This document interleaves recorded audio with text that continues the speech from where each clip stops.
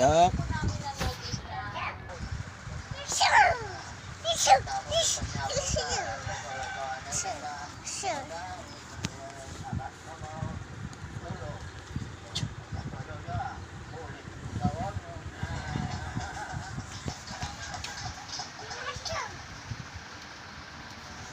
Bagamat may kulubot na at bakas na ang katandaan sa katawan, nangingibabaw naman ang ligaya at sigla ni Lord.